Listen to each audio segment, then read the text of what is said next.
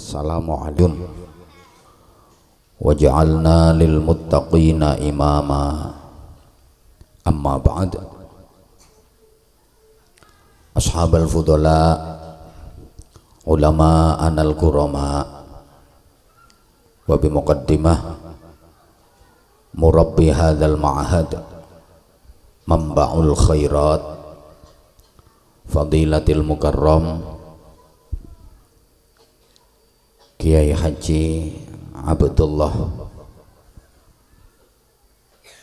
bersama Ibu Nyai, keluarga dalem dan segenap kepengasuhan pesantren yang sama-sama kita taklimi dan yang dimuliakan Allah.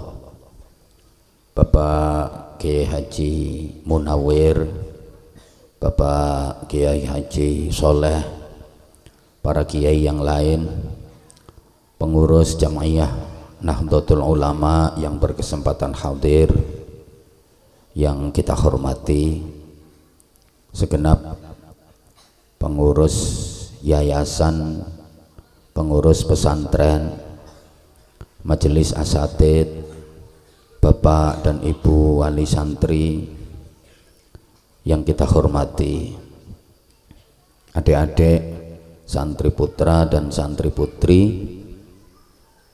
Manba'ul khairat yang kita cintai, yang kita banggakan.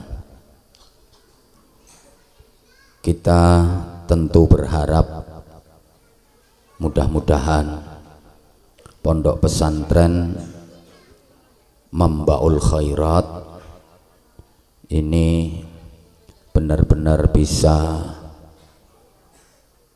maslahah, istiqomah, manfaah dan barokah, serta yang terpenting mampu mencetak santri-santri yang bukan hanya hebat dalam ilmu agama saja, tapi generasi-generasi santri yang anfa'uhum linnas, generasi santri yang mampu menjawab tantangan zaman. Kalau saya sering sampaikan, santri-santri harus bisa jadi generasi yang pelopor bukan pengekor, yang pengais bukan pengemis, yang perintis bukan pewaris, yang penggerak bukan penggertak, yang punya karakter bukan yang karaten, yang luar biasa bukan yang biasa di luar, yang terpelajar bukan yang kurang ajar, yang beradab bukan yang biadab, yang ahli Al-Quran bukan yang ahli pacaran, yang ahli zikir bukan yang tukang kentir. Kalau dalam bahasa Al-Quran disebut ulul albab, mereka adalah alladzina yadhkuruna Allaha qiyaman wa qu'udan wa ala junubihim wa yatafakkaruna fi khalqis samawati wal ard Rabbana ma khalaqta hadza batilan subhanaka faqina adzabannar. Generasi ulul albab itu adalah generasi yang ahli zikir, ahli fikir, ahli ikhtiar, yang takwa, yang cerdas dan yang terampil. Hatinya sensitif, otaknya kreatif, hidupnya produktif, mampu menghadapi masalah moralitas, kreativitas dan kriminalitas. Atine tertib, uteke lantip, tangane urip. Sregep zikir, pinter mikir, gelem nyupir, nek duwe musuh wani melintir.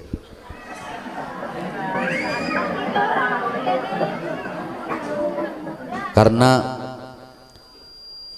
manusia dinilai itu dari iman dan takwanya serta kemanfaatan untuk kehidupan. Allahumma sholli ala Muhammad.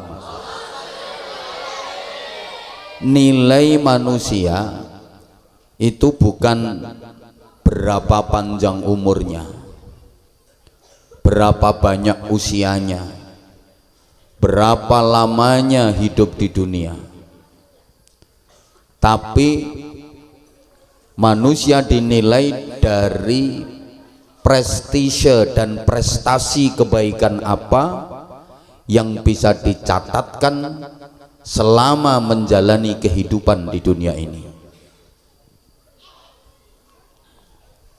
Banyak orang yang umurnya nggak panjang, usianya pendek, tapi prestise dan prestasi yang ditorehkan dalam hidupnya jauh lebih baik, lebih hebat daripada orang-orang yang dikaruniai umur panjang. Imam An-Nawawi itu umurnya hanya 45 tahun. Ibnul Qayyim Al-Jauzi usianya cuma 60 tahun. Imam Muhammad bin Idris Asy-Syafi'i, salah satu imam madhab yang dianut oleh mayoritas umat Islam Indonesia dan Asia, beliau usianya hanya 54 tahun. Bahkan Hujjatul Islam Al-Imam Muhammad bin Muhammad Al-Ghazali itu usianya hanya 51 tahun sudah wafat, tapi manfaatnya untuk umat sungguh sangat hebat.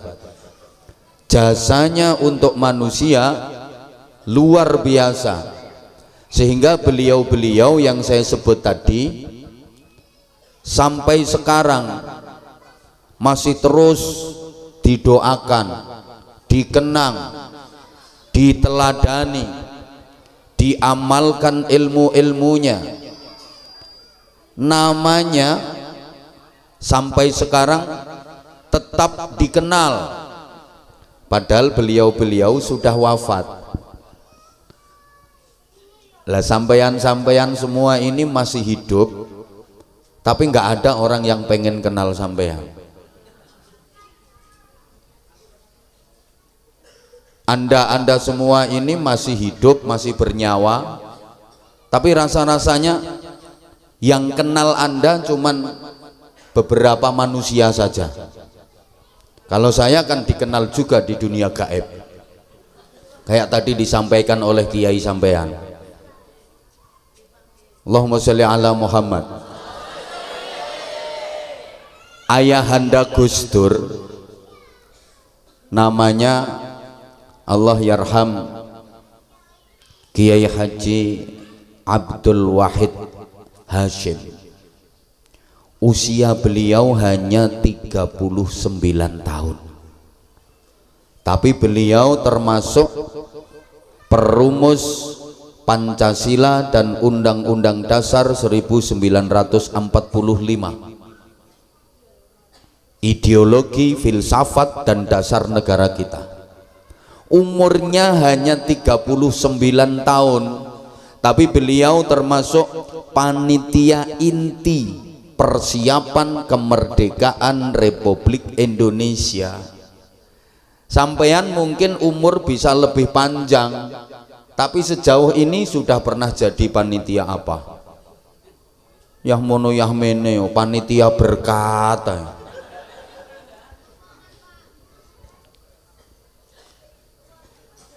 Ibu bapak dan adik-adik santri,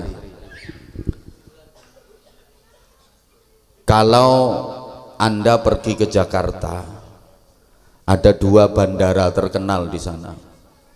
yang satu bandara internasional Suta Soekarno-Hatta, letaknya di Cengkareng, sekarang masuk wilayah Tangerang, Provinsi Banten.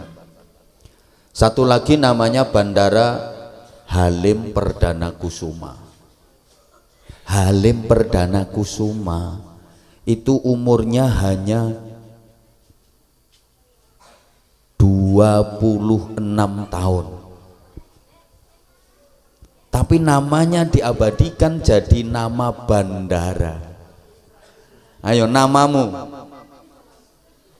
dipakai namanya kandang kambing lo gak payu.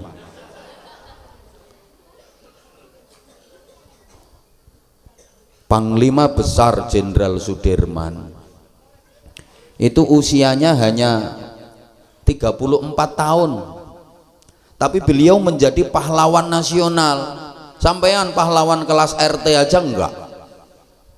Tolong anak-anak kecil ini dijumputi ya, ganggu konsentrasinya ngaji lah. Mamanya mana mamanya? Oh iya, tolong kalau bisa anak-anak kecil gimana supaya nggak rame gitu ya.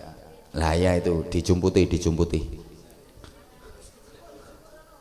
lah ya, nang rono jaluk mie ya, jaluk mie. Anak kecil kok pengen roh, mbokne sing pengen roh. Oke, saya ulang adik-adik, mulai pokoknya lambe kudungan mulai.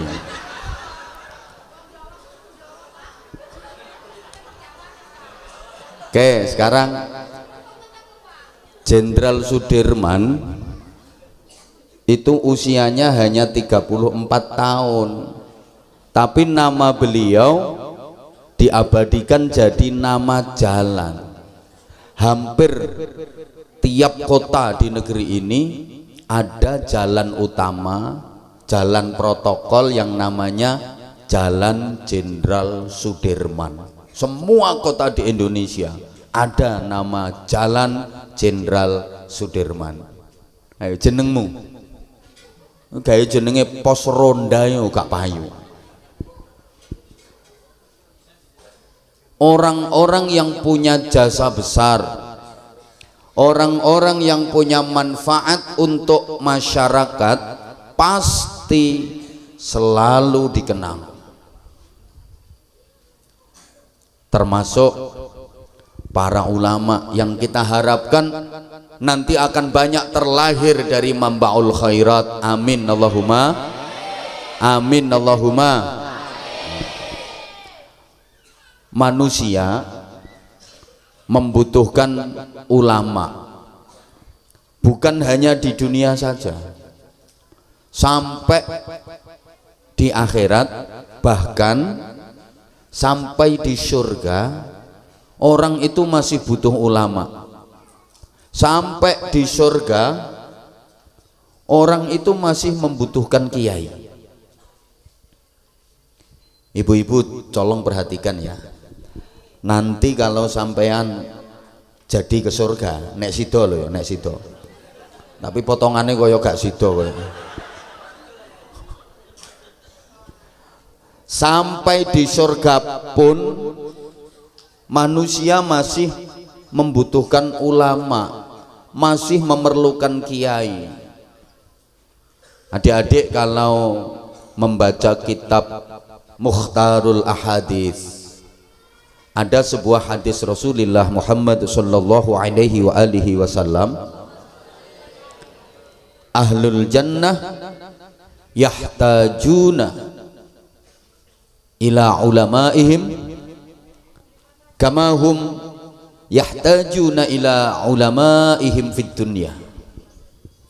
Jadi penduduk surga itu memerlukan para ulamanya. Meskipun sudah tinggal di surga, penghuni surga masih membutuhkan para kiai, para ulama. Maaf, orang di surga nanti tidak memerlukan gubernur. Di surga nggak butuh bupati, di surga nggak memerlukan camat. kepala desa, kepala kelurahan, enggak. Karena di surga enggak butuh stempel, enggak butuh tanda tangan, enggak butuh proposal. Enggak perlu. Di surga orang juga enggak perlu tentara. Di sana aman. Enggak ada makar, enggak ada pemberontakan. Di surga orang enggak butuh polisi. Karena di sana kondusif, enggak ada maling, enggak ada rampok, enggak ada teroris. Tapi di surga masih memerlukan kiai, masih memerlukan ulama. Untuk apa kiai, ulama? Kenapa mereka membutuhkan para kiai dan para ulama? Li'annahum yazurunallaha ta'ala kulla yaumil jumu'ah. Karena penduduk surga itu setiap Jum'ah ada agenda ketemuan sama Allah. Jadi nanti di surga itu tiap hari Jum'ah ada agenda ketemu sama Allah Subhanahu wa ta'ala. Dan ketemu sama Allah ini merupakan nikmat paling agung, nikmat paling indah, nikmat paling besar di surga. Tiap Jum'ah itu jadwalnya. Nanti kalau udah ketemu semua disapa sama Allah. Hai para penduduk surga, sampeyan jawab dalem ngono lho. Ya ngono ya. Tak baleni. Yuk biar kelihatan kayak sudah di surga itu. Hai semua para penduduk surga. Nah gitu. Gimana kalian semua di surgaku ini, betah apa enggak? Betah. Kalau gini kan gayanya kayak udah di surga. Gimana surgaku ini, enak apa enggak? Enak. Gimana kalian semua di surgaku ini, seneng apa enggak? Seneng. Ngono lho. Gimana nikmat-nikmat yang aku kasih, nikmat-nikmat yang aku berikan, kurang apa enggak? Oh geragas kurang. Nah ketika ditanya sama Allah, apakah nikmat-nikmat yang aku kasihkan ini ada yang kurang? Mereka diam, nggak ada yang berani jawab. Padahal sesungguhnya mereka masih ngerasa kurang, tapi mau jawab malu sama Allah, saking haibahnya Allah. Yang kedua malu karena ngerasa udah dikasih nikmat luar biasa banyaknya, sementara amalnya waktu di dunia ya nggak seberapa. Sholat juga mulai dulu kayak gitu. Kelihatan banget ini yang saya hadapi, sholatnya 99,9% ngelamun. Betul? Puasa juga cuma Ramadan, puasa sunnah jarang. Belajar aja kalau nggak terpaksa mau ujian ya enggak. Udah dikasih nikmat yang begitu banyak sama Allah, mau ngomong kurang, malu. Kalau pengennya kepingin, karena keinginan penduduk surga itu dinamis dan terus berkembang. Keinginan penduduk surga itu dinamis dan terus bertambah, tambah pengen, tambah pengen, tambah pengen, tambah pengen. Sebagaimana kenikmatan surga itu selalu bertambah, tambah nikmat, tambah nikmat, tambah nikmat, tambah enak, tambah enak, tambah enak, tambah enak. Pengen tapi nggak berani ngomong, sehingga mereka hanya saling pandang terus jawil-jawilan sakancane. Ada yang bilang punyaku bidadarinya kurang lemu. Si jine ngomong ngono, iya widodariku ya kuru-kuru, aku pengen sing semok. Tapi nggak berani mau ngomong sama Allah, nggak berani. Fayaltafituna ila ulamaihim, maka mereka menoleh kepada ulamanya, menoleh kepada kiainya, minta tolong kepada kiainya untuk matur ngomong ke Allah. Akhirnya jawil Yai Abdullah, Kiai kula pengen gethuk Yai. Kiai saya pengen duren. Kiai saya pengen es dawet. Saya pengen apa, pengen apa. Nanti Yai Abdullah ini yang laporan ke Allah. Jadi semua kiai itu besok akan menjadi anggota Dewan Perwakilan Rakyat Surga. Penyampai aspirasi penduduk surga kepada Allah. Makanya Yai Abdullah, mohon maaf, di dunia nggak jadi anggota dewan, nggak patean, nggak apa-apa. Dan tolong nggak usah, jenengan nggak usah ikut terjun-terjun ke politik. Cukup kayak gini aja, nggak usah jadi anggota dewan. Apa beliau anggota dewan? Bukan ya? Nggak usah ya, nggak usah. Cukup jenengan gini aja. Yang anggota dewan itu udah ada plotnya sendiri-sendiri. Nanti kalau jenengan terjun ke politik malah bubar ini pondoknya nanti. Yakin aku bubar, apalagi regenerasinya belum jalan. Dah, jenengan cukup di sini aja. Nggak jadi anggota Dewan Perwakilan Rakyat di dunia, nggak paten, nggak masalah. Tapi jenengan nanti pasti akan menjadi anggota Dewan Perwakilan Rakyat surga.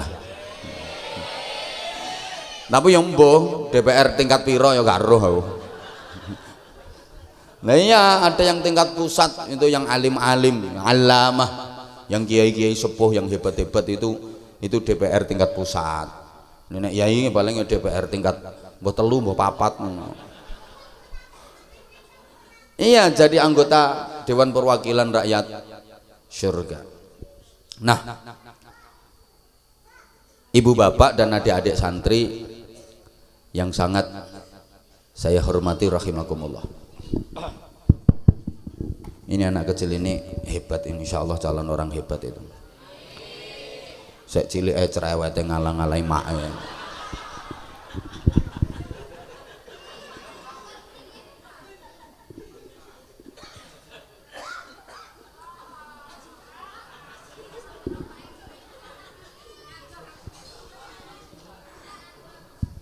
Yo,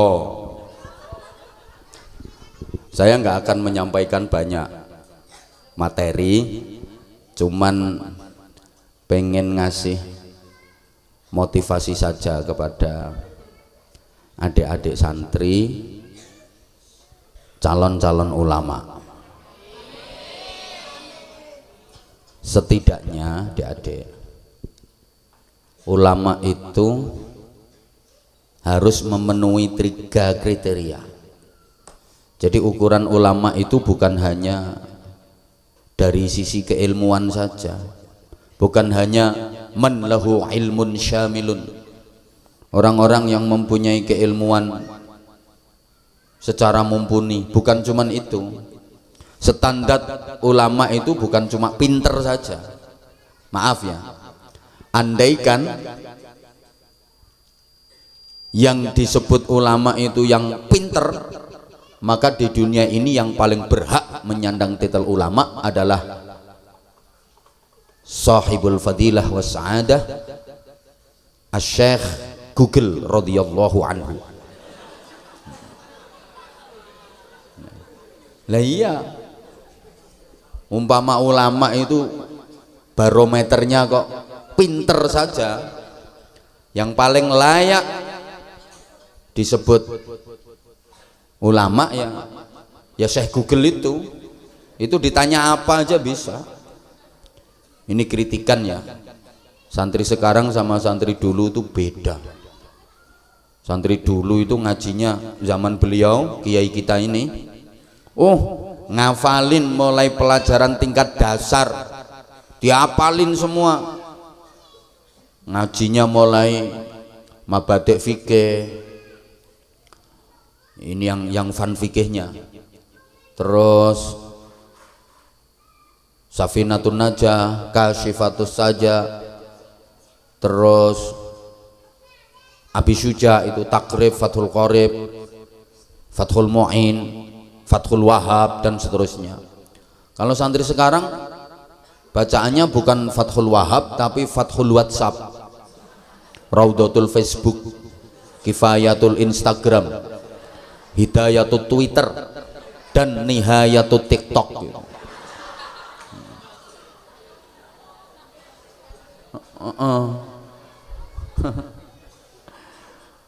Setidaknya kriteria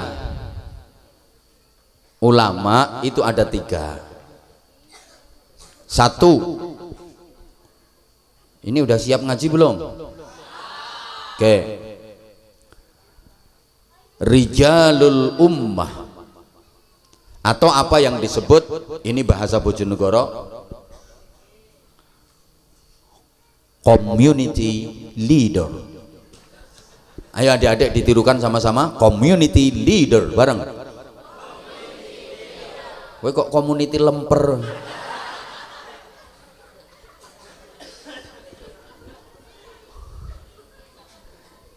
Rijalul ummah. Ayo tirukan, satu, rijalul ummah, community leader. Ilate rodok ditekuk sithik, leader ngono.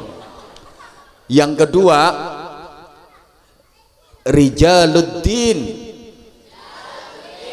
spiritual leader. Nah ngono. Yang ketiga, rijalul fikr. Nah, intellectual leader. Kok intellectual iler?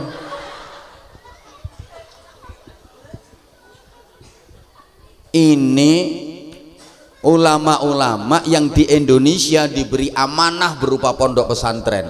Kita doakan kiai kita, Kiai Abdullah. Nah, kalau dirunut sejarahnya dulu, sebelum saya uraikan 3 kriteria ulama tadi, pondok pesantren itu kalau dirunut sejarahnya, biar kalian tahu sejarah, mulai dari zaman Nabiullah Ibrahim alaihi salam. Allah subhanahu wa ta'ala mengutus seorang nabi dari bangsa Arab Selatan, namanya Nabi Hud alaihi salam, diberi kaum yang disebut dengan kaum Ad. Nabi Hud diperintah untuk mendakwahkan iman kepada kaum Ad, tapi karena kaum Adnya itu nakal-nakal kayak yang sebelah sana itu, mereka dihancurkan sama Allah, gagal di Arab Selatan. Kemudian Allah ngutus seorang nabi lagi dari bangsa Arab Utara, namanya Nabi Shalih alaihi salam, diberi kaum yang disebut dengan kaum Samud. Sama seperti kaum Ad, kaum Samud ini nakal-nakal, menentang Rasulnya, mendustakan Allah. Akhirnya mereka juga dihancurkan oleh Allah. Jadi di Arab Selatan gagal, di Arab Utara juga gagal. Maka kemudian Allah mengutus seorang nabi, la minal kidul wala minal lor. Timbang bahasa Arab terus potonganmu yo gak paham. Bahasa Jawa la min kidulin wala min lorin bal min tengahin. Mengutus seorang nabi dari bangsa Arab Tengah, namanya Nabi Ibrahim alaihi salam. Ini bangsa Arab Tengah dipilih dari suku yang disebut dengan suku Arya. Makanya dikatakan Ibrahim Abul Rungokno toh, Ibrahim Abul Arya wa Abul Anbiya. Nabi Ibrahim itu bapaknya suku Arya, bapaknya para nabi. Suku bangsa Arab Tengah ini dipilihkan dari suku yang terkenal paling fasih lesannya, paling gagah tubuhnya, paling ganteng wajahnya, sehingga ma arsalallahu rusulan illa wa hasanal wajhi. Allah tidak mengutus seorang rasul pun kecuali ganteng-ganteng wajahnya. Allah nggak ngutus seorang nabi pun kecuali wajahnya ganteng-ganteng. Semua nabi setelah Ibrahim alaihi salam itu adalah dzurriyyahnya Nabi Ibrahim, keturunannya Nabi Ibrahim. Semua nabi yang diutus Allah itu wajahnya ganteng-ganteng semua. Gak ada nabi berwajah jelek, itu gak ada. Ganteng-ganteng semua. Nah sekarang kalau al ulama waratsatul anbiya, para ulama, para kiai itu pewarisnya para nabi. Maka perhatikan, kiai itu rata-rata ganteng-ganteng. Kan pewarisnya nabi. Loh, kalau saya memang nggak ganteng sih, cuma ngangenin. Orang itu kalau udah jadi kiai ada aura tersendiri. Yai Abdullah ini dulu wajahnya nggak seperti ini. Awal-awal datang ke Ketapang, jemburis. Belum jadi kiai, tapi begitu beliau jadi kiai, subhanallah, ada sinar. Bener itu. Pokoknya nek wis dadi kiai iki sedep. Ya meskipun ini bukan syarat, tapi pantesnya kiai itu ganteng. Apalagi tukang ceramah. Karena diundang bukan cuma pengen didengerin suaranya, bukan cuma pengen didengerin omongannya, tapi kan juga pengen dilihat rainya.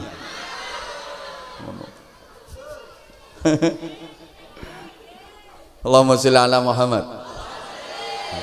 Makanya begitu saya datang naik ke sini, yang sebelah sana bilang, kok nggak sama ya kayak yang di YouTube. Loh nggih Pak, ini bisa kancane, yo no YouTube rumah saku cilik ireng ngono. Yo, terus ono sing nambahi, ganteng asline. Allahumma sholli ala Muhammad. Udah. Ya meskipun nggak syarat sih, nggak syarat. Soalnya innallaha la yanzuru ila suwarikum wala ila ajsadikum wala ila ahsabikum walakin yanzuru ila qulubikum wa niyatikum. Allah tidak memandang bentukmu, bodimu, nasabmu, keturunanmu, enggak. Yang dinilai Allah adalah hati dan niatmu. Lah iki dalile kiai sing gak ganteng.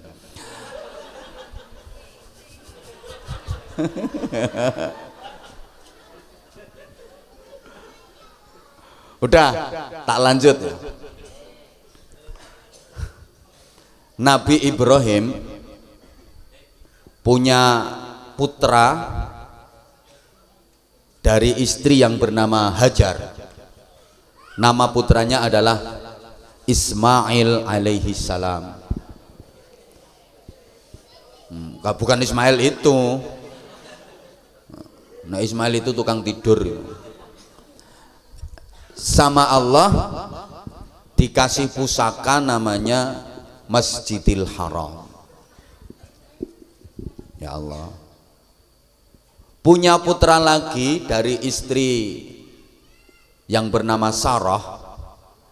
Nama putranya adalah Ishak alaihi salam. Oleh Allah diberi pusaka namanya Masjidil Aqsa. Maka Isra-nya Rasulullah, perjalanannya minal Masjidil Haram ilal Masjidil Aqsa. Ini runutannya nanti seperti itu. Nah, dari Nabi Ismail melahirkan keturunan bangsa Arab, bangsa-bangsa Timur Tengah. Itu keturunan dari jalur Nabi Ismail alaihi salam. Lah Nabi Ishak mempunyai anak namanya Yakub. Nabi Yakub ini yang melahirkan keturunan Bani Israel. Bangsa Bani Israel ini bangsa orang hebat, bangsa orang pinter. Sampai sekarang menjadi grand maker. Itu bangsa Israel, nggone wong pinter. Bahkan gudangnya Nabi itu ya Bani Israel. 124.000 Nabi itu mayoritas dari Bani Israel. Gudangnya para Nabi. Halo, dilanjut apa enggak ini? Kalau meminta dilanjut didengerin dong. Bahkan dulu ya, kalau ada nabi yang bukan dari keturunan Bani Israel itu direbut sama Bani Israel. Jadi Bani Israel itu serakahnya, semua hal mereka serakah. Sampai sekarang nggak ada neraka serakah kayak Israel, itu nggak ada. Serakahnya pol-polan. Sampai urusan nabi pun mereka serakah. Maunya semua nabi harus dari keturunan Bani Israel. Kalau ada nabi yang bukan dari keturunan Bani Israel, direbut sama dia. Biasanya diambil menantu sama Bani Israel, terus diboyong ke Bani Israel. Maka sampai sekarang Bani Israel nggak pernah mau mengakui Muhammad Rasulullah Shallallahu Alaihi Wasallam. Kenapa? Karena Nabi Muhammad bukan keturunan Bani Israel. Sampai sekarang Israel nggak mau mengakui Nabi Muhammad. Kenapa? Nabi Muhammad bukan keturunan Bani Israel. Understand? Kalau ada nabi yang bukan keturunan Israel, itu direbut sama dia. Contoh, Nabi Ayub alaihi salam itu nabinya bangsa Eropa. Nabi Ayub itu aslinya nabinya bangsa Eropa. Kemudian diambil menantu cucu sama Nabi Yusuf. Diambil cucu menantu sama Nabi Yusuf. Jadi dinikahkan sama cucunya Nabi Yusuf yang namanya Siti Rahmah. Akhirnya Nabi Ayub diboyong ke Israel. Bangsa Eropa kehilangan nabi. Kehilangan nabi, tapi udah pernah punya nabi. Walaupun akhirnya kehilangan nabi, kan sudah pernah punya nabi. Mending daripada Indonesia. Setiap ada nabi di Indonesia pasti palsu. Ya toh? Hari ini ngaku nabi, 2 hari lagi tangkep polisi. Bahkan di Ketapang dulu juga pernah ada yang ngaku jadi nabi, nggih kiai nggih. Palsu mesti. Indonesia ini setiap ada nabi pasti palsu. Kecekel. Yang fenomenal dulu namanya ada Ahmad Musaddiq Al-Gendengu Wasempelu, orang Bogor itu guru olahraga. Guru olahraga ngaku dadi nabi, umatnya dijak pencolotan. Katanya dia dapat wahyu di puncak ketemu sama malaikat Jibril. Lah ngapain malaikat Jibril kelayapan sampai puncak? Malah ada perempuan namanya Lia Aminuddin bikin komunitas Eden. Dia awalnya ngaku jadi nabi, lama-lama ngaku jadi malaikat Jibril. Ya karena sesat dan menyesatkan ditangkap sama polisi di penjara. Ini prestasi untuk polisi Indonesia, mampu nangkep malaikat Jibril. Ya kita berdoa aja, mudah-mudahan sebentar lagi yang ketangkep malaikat Israel. Aman dirimu, nggak mati-mati kok. Malah perbatasan Jawa Barat, Jawa Tengah itu ada orang ngaku jadi nabi, namanya Tugimin. Dari nama aja udah nggak pantas, maksud ada nabi Tugimin alaihi salam. Tugimin itu jangankan jadi nabi, jadi kiai aja nggak pantas. Acara selanjutnya mau itu hasanah tausiah agama yang akan disampaikan oleh Sahibul Fadilah was Sa'idah wal Karamah Romo Kiai Haji Tugimin. Gak pantas blas. Nah, terus kalau sholawatan gimana? Hah? Nah, kan sholawat Jibril kan enak. Sallallahu ala Muhammad sallallahu alaihi wasallam. Coba diganti kayak mau sijine. Sallallahu ala Tugimen. Gak pantas blas. Halo. Halo. Dilanjut gak? Oke. Oi. Oi. Dari bangsa Israel itu keturunannya Nabi Yakub, dan yang disebut Israel itu Nabi Yakub.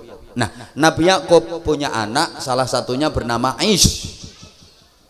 Nah, dari Is ini melahirkan bangsa Amerika dan bangsa Eropa. Jadi orang Amerika, orang Eropa, orang Belanda, Jerman, Swiss, Prancis, Kanada, Spanyol, mana lagi? Jenogoro, Eropa, Swedia, pokoknya orang Amerika, orang Eropa itu nasabnya jelas, nasabnya dari Is bin Yakub, Yakub bin Ishak, Ishak bin Ibrahim, jelas nasabnya. Yang nasabnya nggak jelas ya orang Indonesia, yang ini kan nggak jelas nasabnya, iso-iso diurut nasabnya tekan Raja Fir'aun, belinge ngono.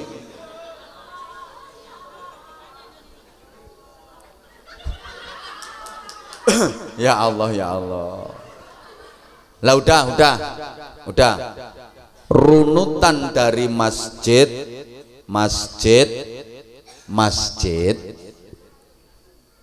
sampai turun kepada Rasulullah Muhammad sallallahu alaihi wasallam.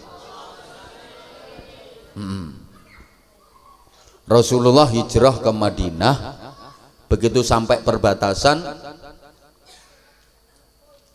pertama kali yang dilakukan beliau adalah membangun masjid, yang akhirnya masjid itu diberi nama Masjid Quba. Ini dalam sejarah Islam, masjid yang pertama kali dibangun dalam sejarah Islam adalah masjid apa, anak-anak? Masjid Quba. Dan Masjid Quba itu masjid yang menjadi kebiasaan Rasulullah untuk bermalam minggu. Jadi ternyata kebiasaan malam mingguan itu sunnah. Nggih, sunnah malmingan, malam mingguan. Rasulullah punya kebiasaan malam mingguan. Jadi tiap Sabtu sore Rasulullah pergi ke Masjid Quba untuk bermalam mingguan. Imma masyian wa imma raqiban. Kadang jalan kaki, kadang berkendara, naik onta, naik kuda, naik keledai gitu. Kenapa Rasulullah tiap Sabtu sore, malam minggu beliau ke Masjid Quba? Karena beliau tabarrukan dengan turunnya ayat la masjidun ussisa 'ala taqwa. Maka di antara fadilahnya Masjid Quba itu, siapa yang sholat 2 rakaat di Masjid Quba itu fadilahnya sama dengan ibadah umroh sekali. Sholat 4 rakaat di Masjid Quba sama dengan ibadah umroh 2 kali. Sholat 5 rakaat sampean 10 rakaat di Masjid Quba sama dengan ibadah umroh 5 kali. Nah, masuk ke jantung kota Madinah, Rasulullah membangun masjid lagi yang sekarang kita kenal dengan Masjid Nabawi di Madinatil Munawwarah. Mudah-mudahan semuanya bisa ziarah ke sana. Kok aminnya kenceng banget, ke sana itu kemana? Tanganku nyudeng merono. Halo. Nah. Oke. Orang itu kalau ke Masjid Nabawi, yang menjadi target utamanya, tujuan utamanya pasti raudhah. Coba tanya ke para jamaah yang udah pernah haji atau umrah. Kalau ke Masjid Nabawi, tujuan utama dan target utamanya adalah raudhah. Di raudhahnya mana? Raudhahnya mana? Kenapa? Begini para santri dan bapak ibu yang saya hormati, selesai membangun Masjid Nabawi, Rasulullah tidak mengeluarkan doa istimewa, doanya linear. Tapi begitu beliau menentukan raudhah dengan sabdanya, ma baina baiti wa mimbari raudhatun min riyadil jannah, tempat antara rumahku dengan mimbarku adalah taman di antara taman-taman surga. Selesai menentukan raudhah, Rasulullah mengeluarkan doa istimewa yang itu diaminkan oleh malaikat Jibril, diaminkan pula oleh para sahabat-sahabat utama. Doanya adalah Allahumma ja'al bil Madinah di'afai ma ja'alta bi Makkah minal barakah. Ya Allah, jadikanlah kota Madinah ini barokahnya 2 kali lipat dibanding Mekah. Maka walaupun Mekah punya Ka'bah, tapi fadilahnya lebih besar Madinah. Kok begitu? Ya, Makkah itu simbol ibadah, kalau Madinah simbol ilmu pengetahuan. Ibadah dengan ilmu lebih utama mana? Ibadah dengan ilmu lebih utama mana? Ilmu. Karena al-ilmu bila amalin yakun, wal amalu bidunil ilmi la yakun. Enggak ngerti enggak apa-apa, yang penting manggut-manggut. Ilmu tanpa amal, tanpa diamalkan tetap ada kok. Tapi kalau amal tanpa ilmu nggak ada, dan nggak akan ada, nggak akan diterima, nggak akan sah. Faham? Faham?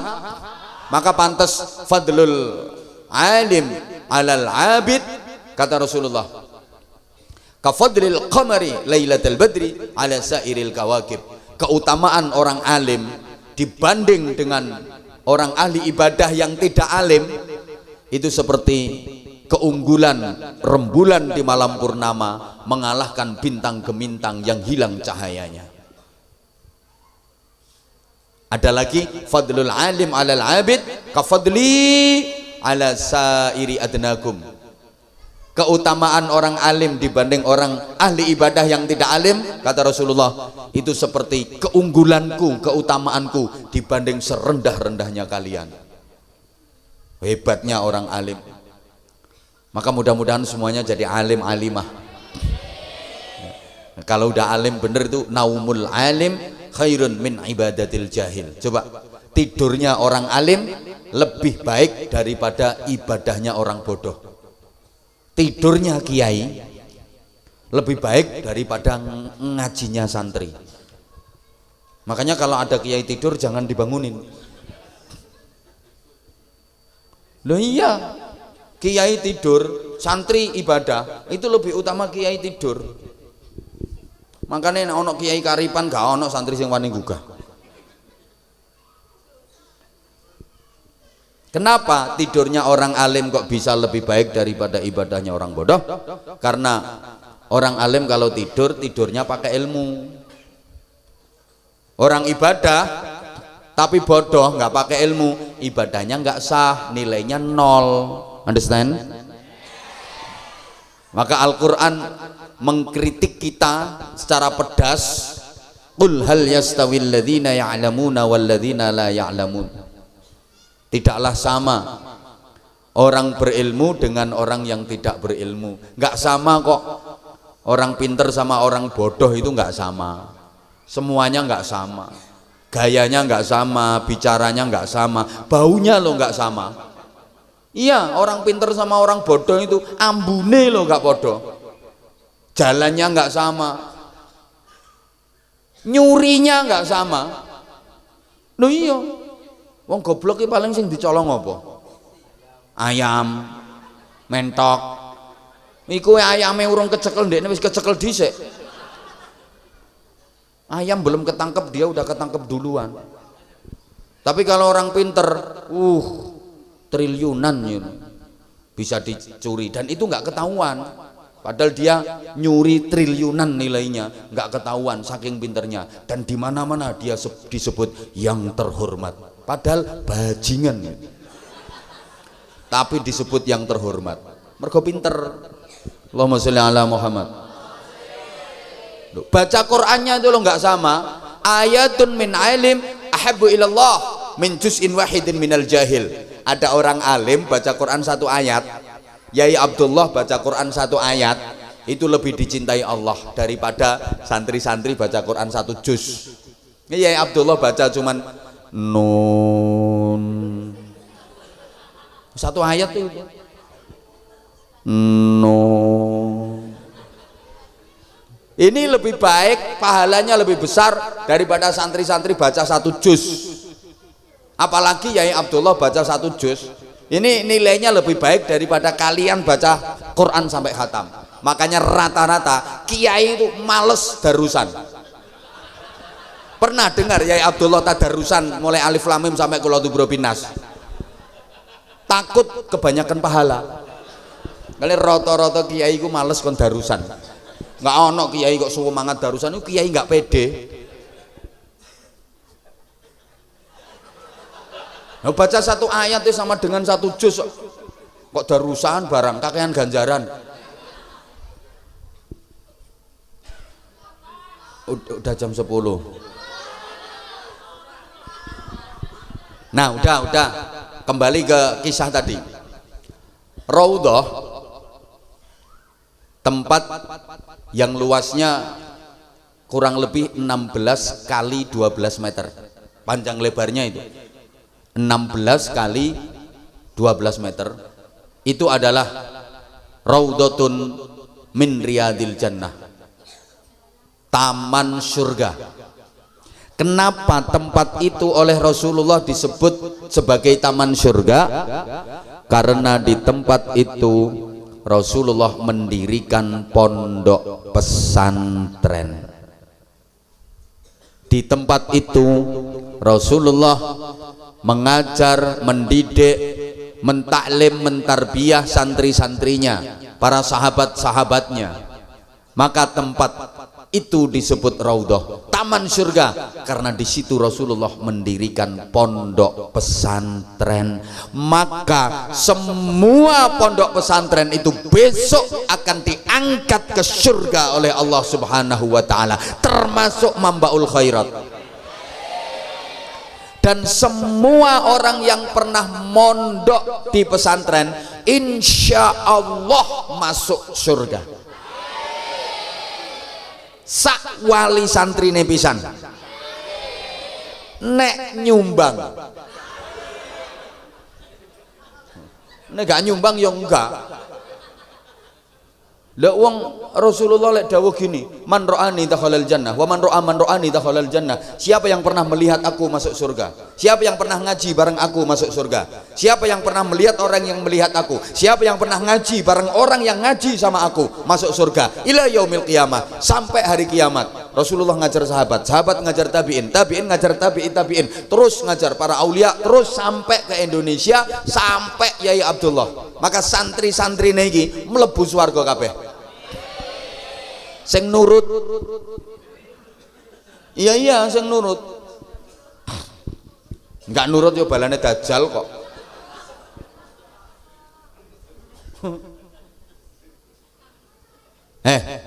Santrinya Rasulullah itu ada disebutkan sebagai ashabus suffah, sahabat-sahabat Nabi yang la minal muhajirin wala minal ansor.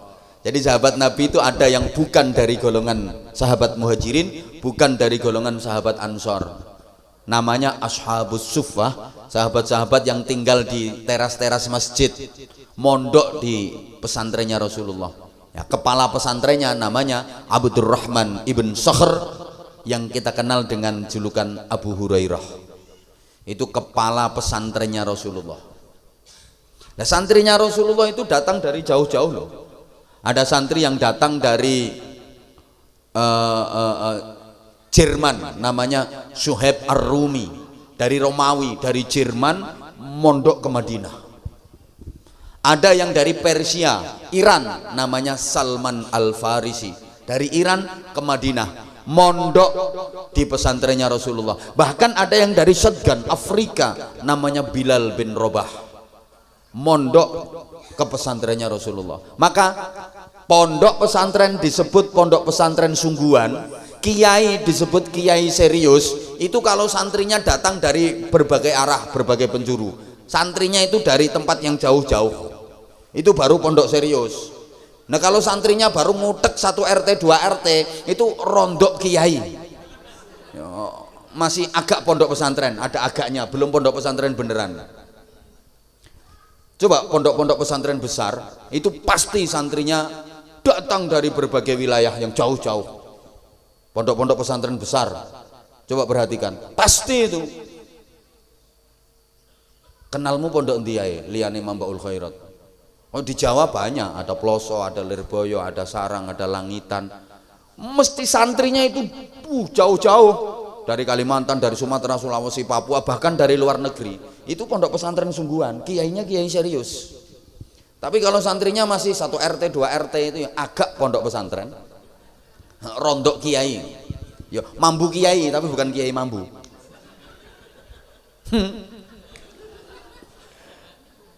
Ya, makanya kadang maaf ya kalau di maaf banget kadang ada ustadz, biasanya ustadz anyaran merintis pondok pesantren baru, santri ini mek pitung lonjor, gayane petentang orang salaman kalau nggak cium tangan dia marah-marah, nggak tahu kamu siapa saya, al ustadz koclok gitu namanya. Lagi rondo ustadz yang melete loh. Iya, biasanya ustadz anyaran biasanya yang melete, tapi nek kiai beneran ini nyantai kalem. Aku tadi nggak ngerti nek iki kiai menjemput aku neng bandara ki maca ayo biasa yang ini ki mau yang ini ambek potongannya kayak urung adus ngono kan. Aku nggak ngerti kalau beliau itu kiainya. Subhanallah, ya kiai kalau benerannya kayak gini kiai sungguhan. Kiai anyaran, ustadz anyaran itu biasanya melete, punya santri baru 11 12. Oh nek proposal santrinya 11.000. Itu bikin pondok tapi tujuannya ben gampang gelek sumbangan. Itu kayak bisnis lembaga pendidikan ini ngentek-entek anggarannya pemerintah. Lah iya.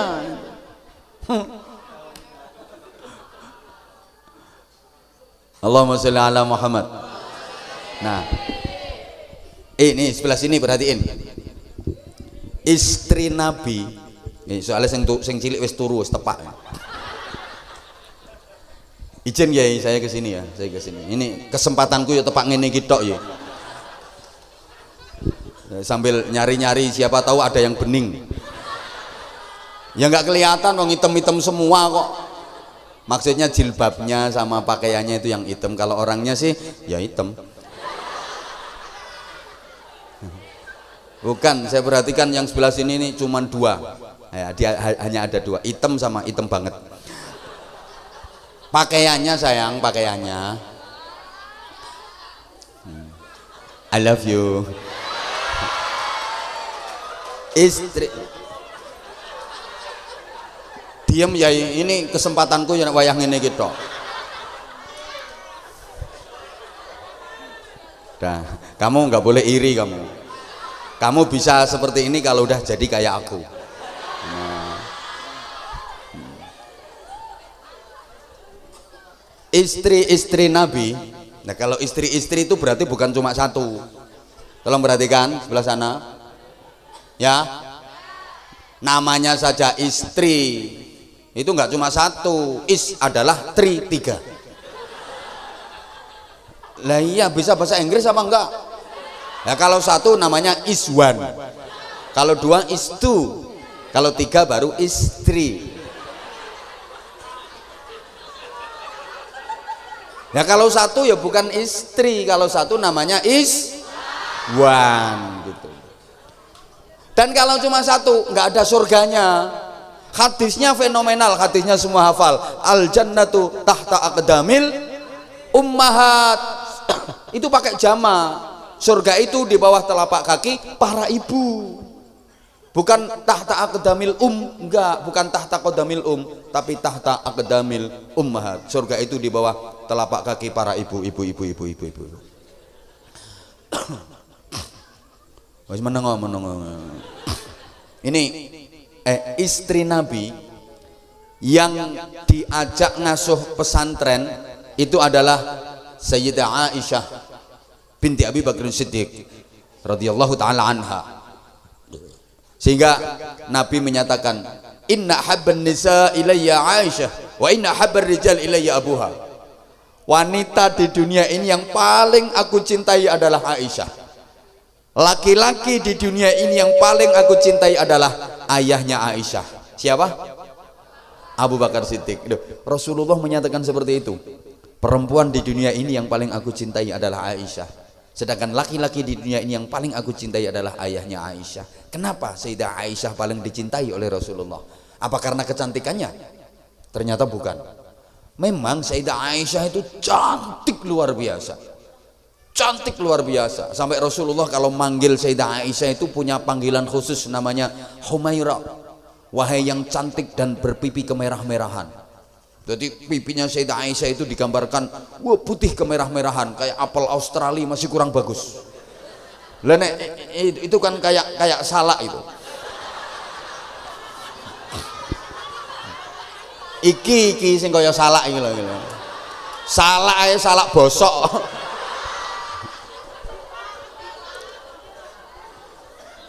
Sayyidah Aisyah itu cantik luar biasa. Izin ya, kalau di sini gambaran kecantikannya kayak mana ya? Sebentar. Alah, gak usah ngacung, tuwek ngacung. Malah sing tuwek sing ngacung. Mana ya, kayak mana ya Sayyidah Aisyah itu ya? Gambaran kecantikannya kayak yang mana ya? Bentar.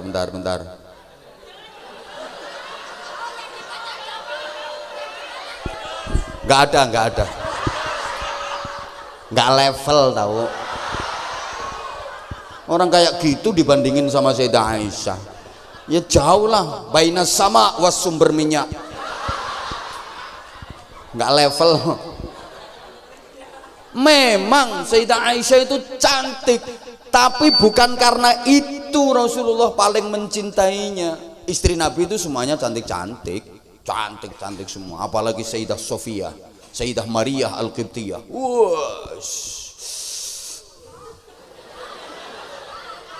Enggak kayak makmu.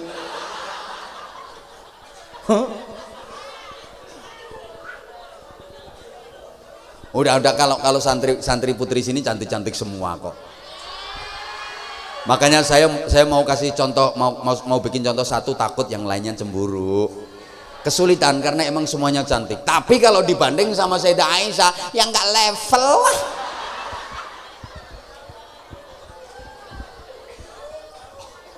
Jauh. Karena Sayyidah Aisyah itu di samping sebagai istri, beliau juga sebagai bunyai. Di samping sebagai istri, beliau ikut ngasuh pesantren. Allahumma sholli ala Muhammad. Nah, ini kelanjutan ceritanya panjang, tapi karena maaf ya, yang sebelah sini belum cukup umur. Ini belum cukup umur Bapak, nanti kalau disampaikan yang kayak gini malah gawat nanti.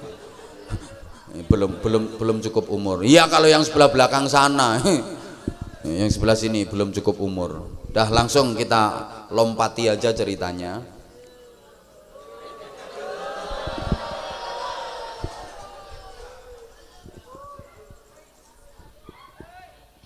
Nah, dah. Rasulullah ngajar santrinya. Santri Rasulullah namanya sahabat.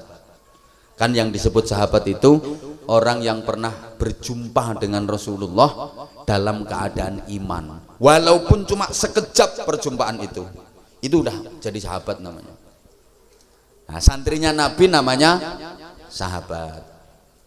Sahabat ngajar santrinya. Lah santrinya sahabat namanya tabi'in. Dari sini ada dikatakan farubba muballighin aw'a min sami'in. Banyak orang yang dikasih tahu itu lebih bisa menampung ilmu daripada yang mendengar langsung. Jadi banyak orang yang dia hanya dikasih info masih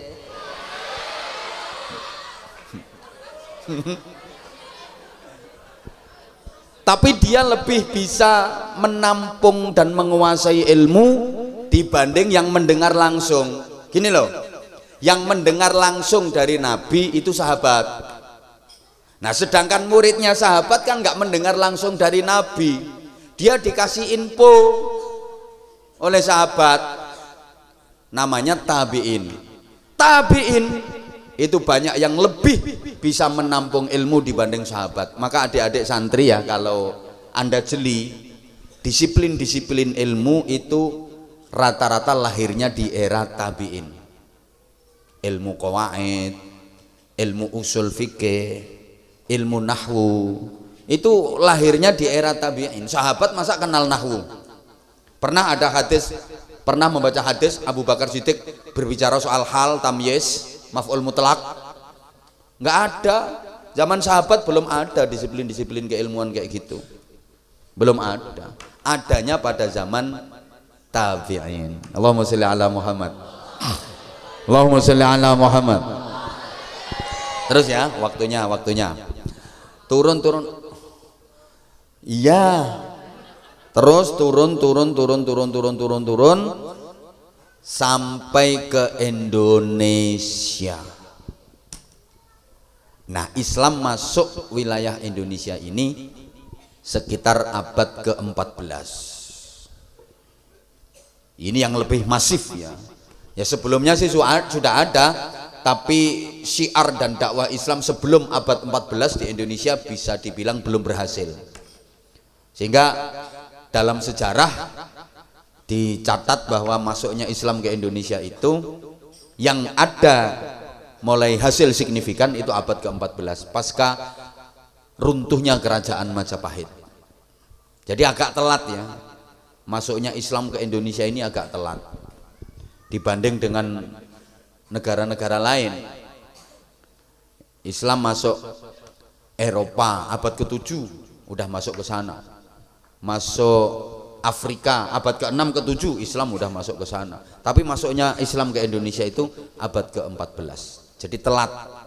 Makanya di Indonesia ini kalau ada kegiatan atau acara apa-apa ya telat, karena sesuai dengan fitrahnya sejarah. Kiai disuruh ngisi ceramah jam 8 terus telat molor sampai jam 9. Ya Indonesia banget itu. Kalau nggak telat nggak Indonesia namanya. Ya coba orang NU kalau lagi punya acara Baksul Masail, undangannya jam 8 pagi, prakteknya habis asar. Semakin telat semakin NU. Jadi semakin telat semakin Indonesia. Kalau nggak telat bukan Indonesia namanya, karena sesuai fitrahnya sejarah masuknya Islam ke Indonesia itu telat. Jadi kalau ada acara apa-apa mesti selalu telat. Kayak ini tadi acaranya kan mulai jam 19, prakteknya jam 21. Ya ini Indonesia ya ini, kalau nggak gini nggak Indonesia namanya. Telat dan ketinggalan. Makanya jangan heran kalau Indonesia selalu ketinggalan ya. Ekonomi ketinggalan, teknologi ketinggalan. Coba kalau ada Samsung bukan Indonesia itu, Korea, BMW Jerman, tuh. Toyota Jepang, Honda Jepang, Yamaha Jepang, Kawasaki Jepang, Mitsubishi Jepang, Suzuki Jepang, Soto Lamongan, Jenang Kudus, Sate Madura, Gudeg Jogja, pempek Palembang. Jadi kuntum ummatan badokan lillahi ta'ala.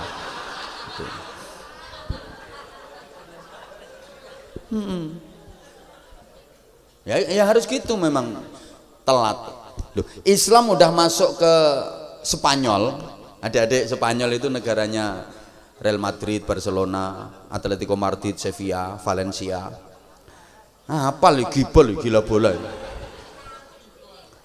Islam masuk Spanyol itu abad ke-7 dibawa oleh Tariq bin Ziyad. Jadi kalau adik-adik ya, santri putra santri putri belajar ilmu gramatika, belajar ilmu nahwu, itu ada Nazm Alfiyah Ibnu Malik. Itu bukan karyanya orang Ketapang.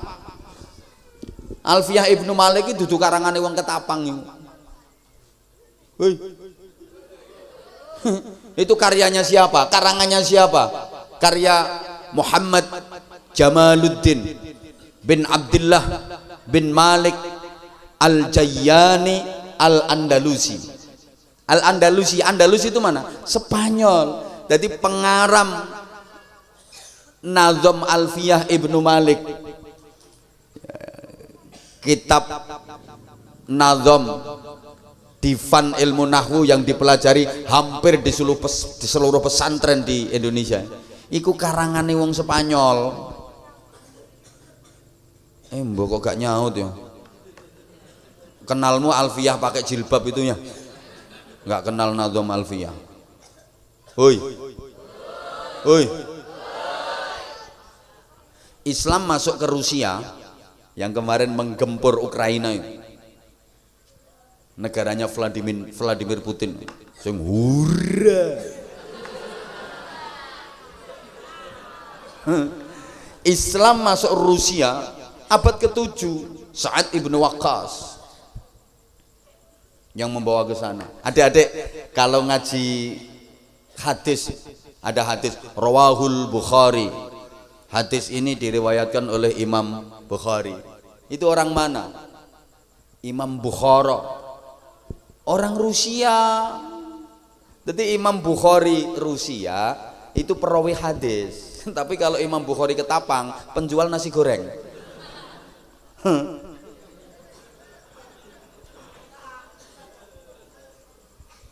Ya Allah. Adik-adik yang ngaji kitab fikih Fathul Qorib, itu karyanya siapa? Bukan orang Bojonegoro, bukan orang Jawa, bukan orang Ketapang. Karangannya Al-Imam Ahmad bin Husain bin Ahmad Al-Asfahani. Imam Ahmad bin Husain bin Ahmad Al-Asfahani. Asfahan itu negara mana?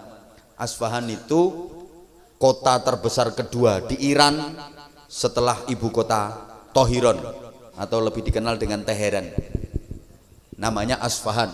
Ini kota yang paling ditakuti sama Amerika Serikat.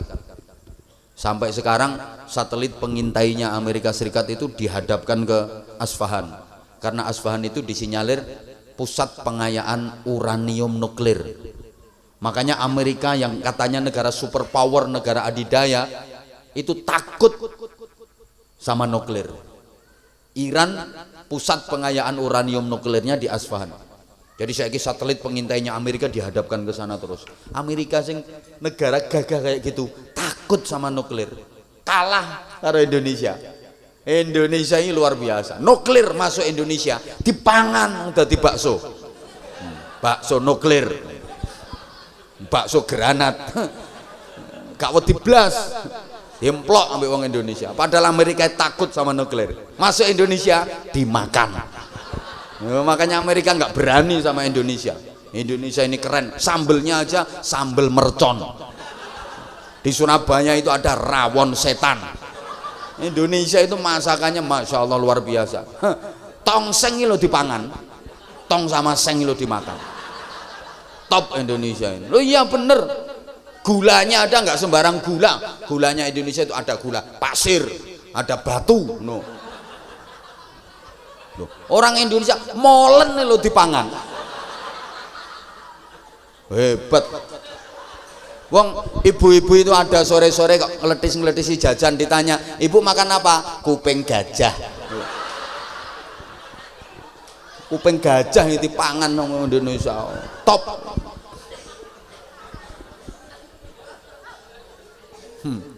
Gak sayur ya sayur kunci.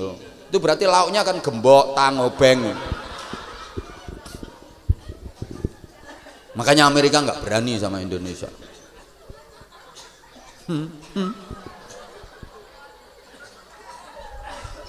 Wes. Ini aku mau meneruskan perjalanan panjang ini, lumayan jauh, 5-6 jam. Oke, tak tambahi dikit. Banyak ramelu nyangoni cerewet. Terus sampai pada masa penjajahan. Allahumma sholli ala Muhammad. Ini tolong adik-adik perhatikan. Masa penjajahan, para ulama dan para kiai lah yang berhasil. Oh, nangis nanti mii cek warak cek meneng. Oh, mbokne lagi teko. Oh. Para ulama dan para kiai lah yang bisa menggelorakan semangat jihad melawan penjajahan. Kenapa para ulama yang berhasil menggelorakan semangat jihad? Ya karena ulama kiai itu menjadi ikon di tengah-tengah masyarakat.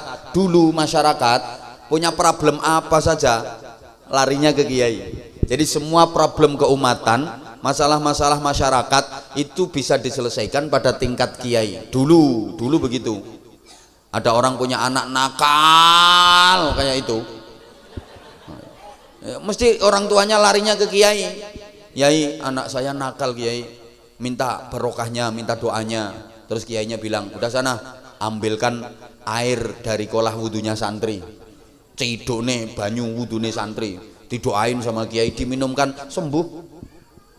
Dulu kiai, istri saya hamil tua udah 11 bulan tapi bayinya belum lahir-lahir kiai, minta doanya biar segera lahiran ke kiai. Akhirnya dikasih doa, namanya doa pendobolan. Itu disowok sama kiai, lahir bayinya. Dulu ke kiai.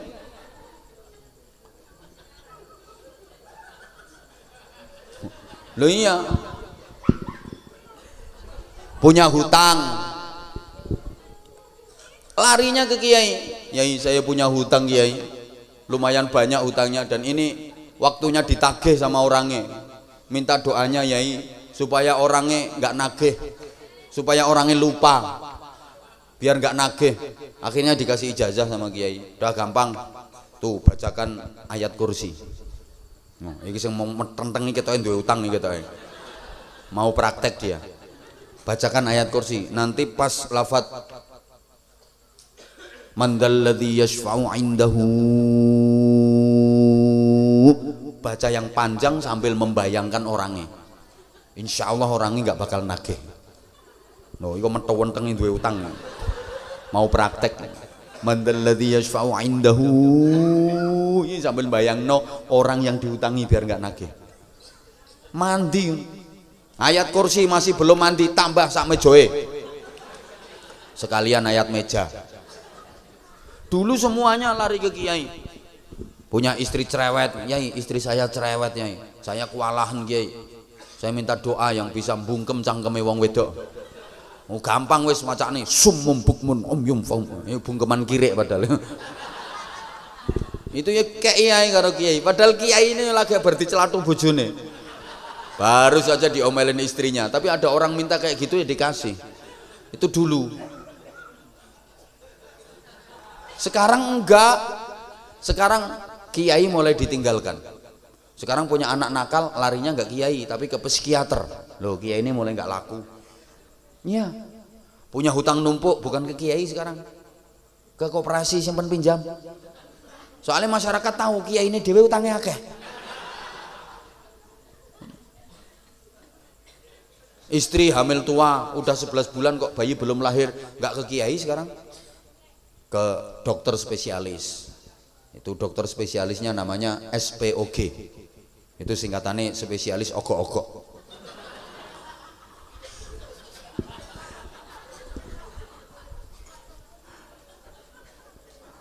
Kiai udah mulai ditinggalkan, makanya jangan salahkan kalau ada kiai jadi tim sukses. Itu kiai cerdas itu. Soalnya ini wis gak patek laku nih gue masyarakat. Saya aja kemarin kena pandemi 2 tahun, kan hampir 2 tahun lebih kan. Wah, nggak ada undangan ceramah belas. Duh, ini aku udah punya rencana. Ini kalau pandemi nggak selesai-selesai, aku udah punya rencana. Apa dukun?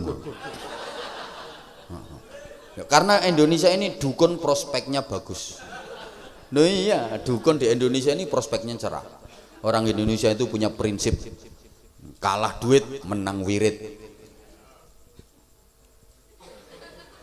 Indonesia kalah duit menang wirid, kalah donyo menang dongo, kalah pangkat menang tirakat, kalah humuk menang suwuk, kalah rupo menang dupo, kalah rupo-rupo bongko.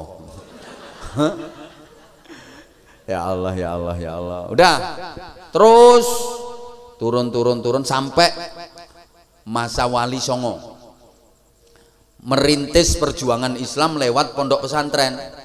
Sunan Ampel Sayyid Maulana Rahmatullah bikin pondok pesantren di Ampel Denta. Santrinya yang mirip santrinya Rasulullah. Santrinya Sunan Ampel itu ada santri yang putra kerajaan Majapahit, namanya Raden Hasan, atau kita lebih kenal Raden Fattah. Itu putranya Prabu Brawijaya dengan istri Putri Cempa. Ya, namanya Raden Hasan atau Raden Fattah. Ada santri putra kerajaan Sriwijaya namanya Raden Husain. Ada santri putranya Sunan Ampel sendiri, Sayyid Maulana Makhdum Ibrahim, yang kemudian kita kenal dengan julukan Sunan Bonang. Ada putranya lagi As-Sayyid Qasim, kita kenal dengan nama Sunan Derajat.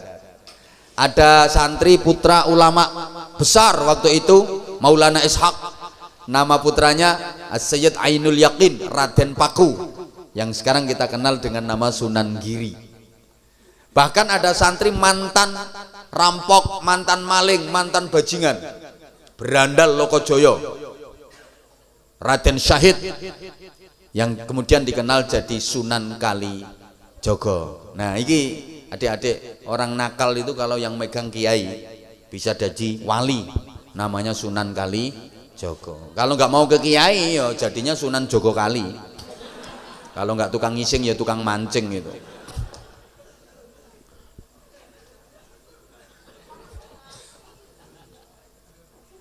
Terus ditanamkan 3 karakteristik itu. Makanya yang berhasil menggelorakan semangat jihad mengusir penjajahan itu ya para santri, para kiai dan pondok pesantrennya. Coba perhatikan. Halo, halo.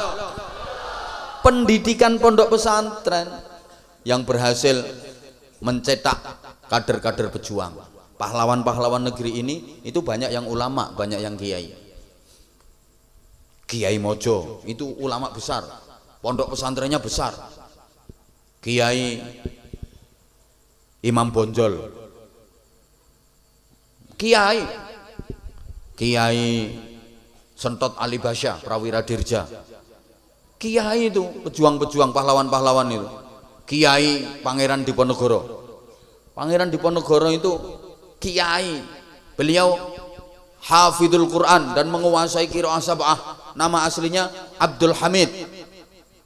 Makanya fotonya Pangeran Diponegoro tahu kan, naik kuda pakai jubah sambil nyoncong keris. Ya, pernah lihat ada fotonya Pangeran Diponegoro pakai helm? Itu Satria Baja Hitam gitu.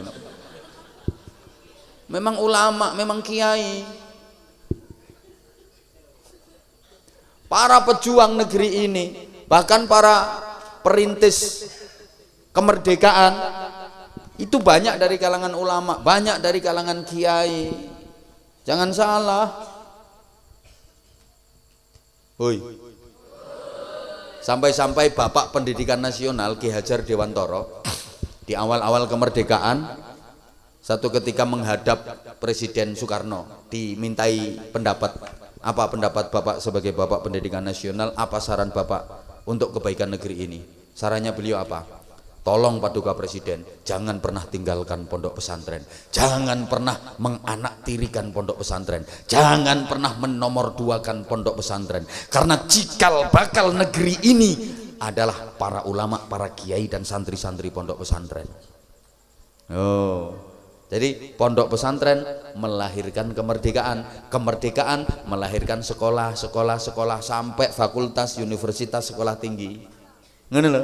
Jadi sekolahan sampai perguruan tinggi itu cucunya pondok pesantren. Moga-moga paham. Nah, karakternya ada 3 tadi. Ini yang saya sampaikan singkat-singkat saja. Kalau masih kurang ya kapan-kapan ngundang lagi.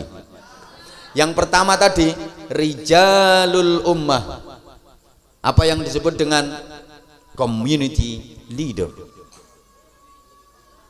Iku yang ngono.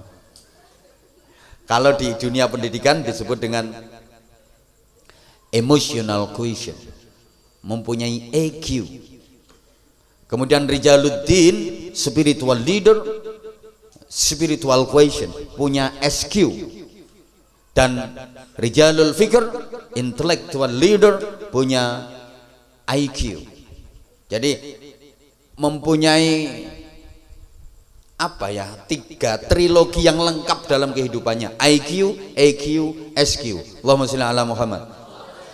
Pertama, apa yang disebut rijalul ummah, pemimpin umat. Maka ulama itu bukan hanya mimpin santri tapi juga mimpin masyarakat, sehingga harus punya jiwa ngemong kalau bahasa Jawanya. oleh Sunan Kalijaga digubah jadi lagu Cah Angon. Nggih? Pernah dengar lagunya? Cah Angon, Cah Angon. Penekno ya. Cah Angon nggih. Maka pemimpin itu harus bisa angon. Namanya angon itu biasanya ya mengetutkan. Apa mengetutkan itu ya? Kok ya ngono ku ya. Contohnya angon wedhus, mana tadi wedhusnya? Oh, wedhusnya noleh. Angon wedhus itu pasti di belakang wedhusnya. Ya namanya angon itu ya di belakang yang dingon. Angon bebek ya di belakangnya bebek. Angon kambing ya di belakangnya kambing. Namanya angon. Kalau wedhus bebeke wis bener mlakune ya dijarke, biarin, emang udah bener. Kalau salah baru diarahin itu.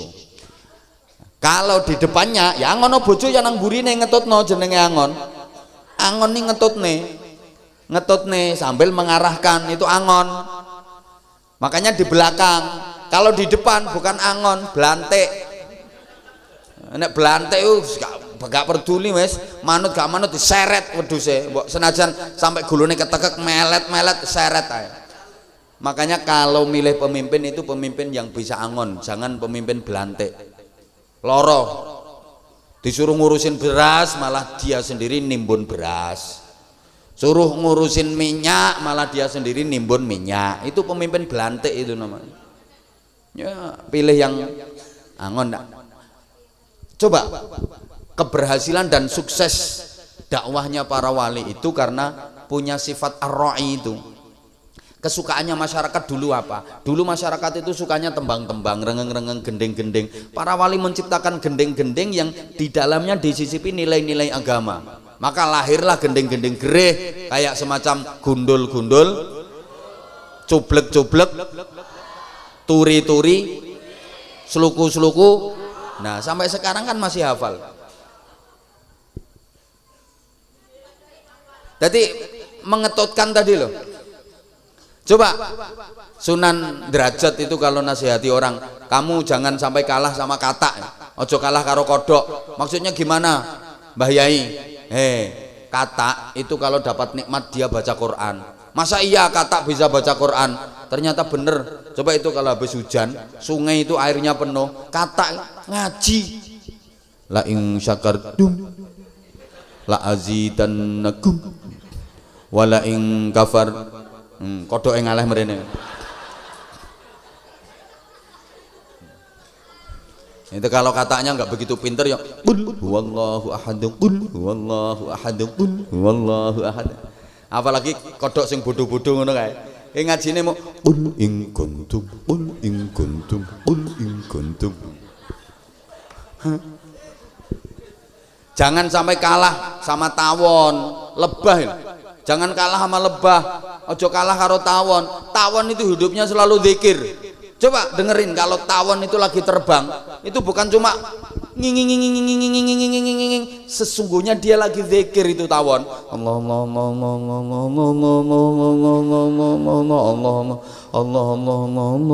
Kalau nggak percaya, coba pegang satu tempelin nang kupingmu.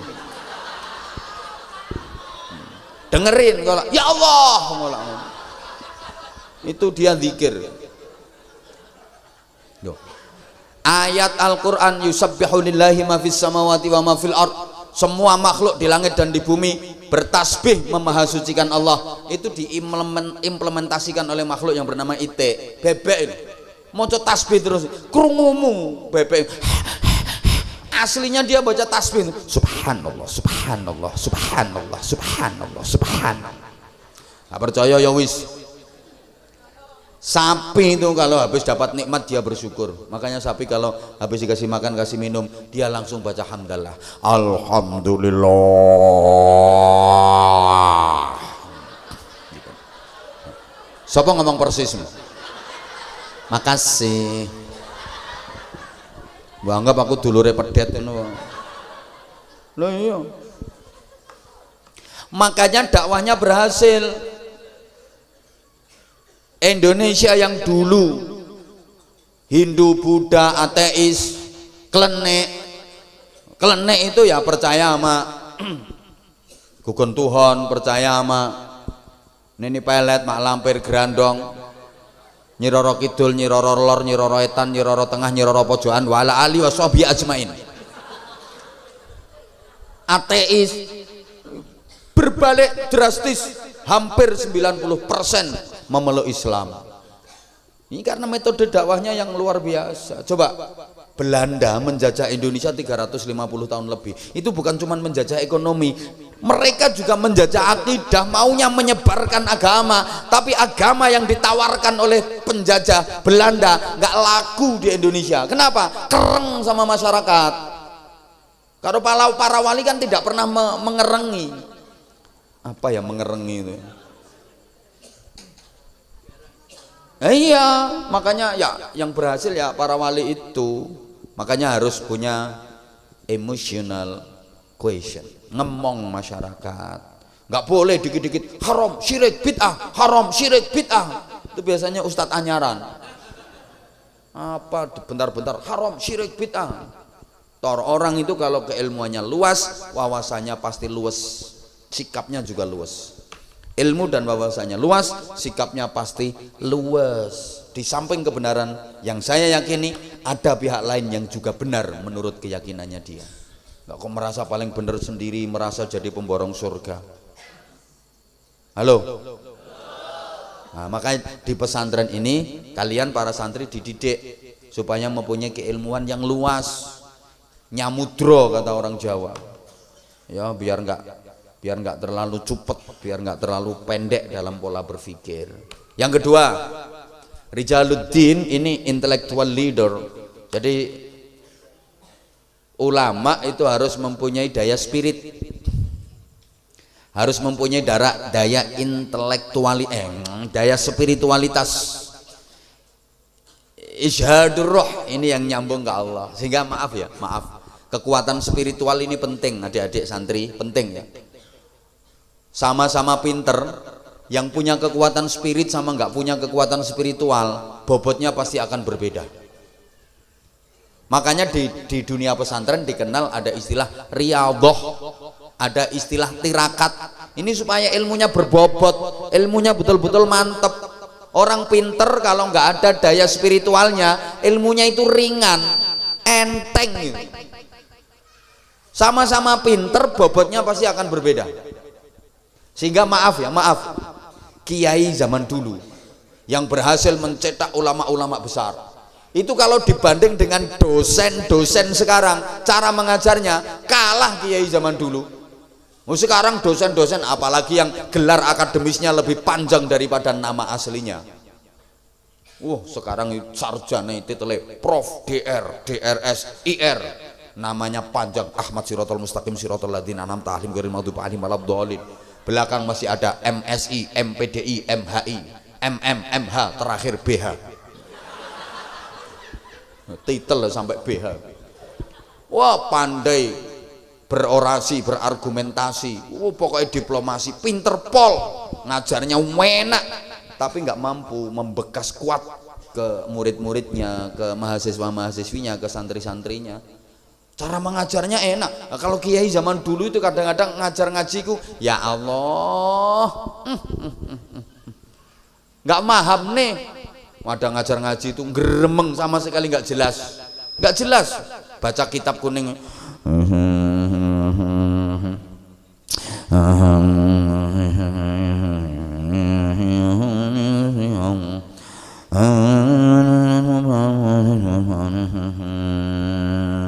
Ngulangnya kayak pendekar Saulin. Jadi ngajinya khatam, kitabnya dijual lagi loh payu. Enggak ada oret-oretannya sama sekali yo kitabnya. Lah santri mau ngesai gimana? Enggak jelas. Kitabnya utuh, didol meneh payu. Lu bener ya. Kadang maaf ya, kiainya udah agak sepuh. Ya, netranya ya, pandangan matanya udah agak enggak begitu jelas. Baca kitab, apalagi ya Allah ya kan kitabnya udah blober sampai kacamata ning ngawene ngene maca. Al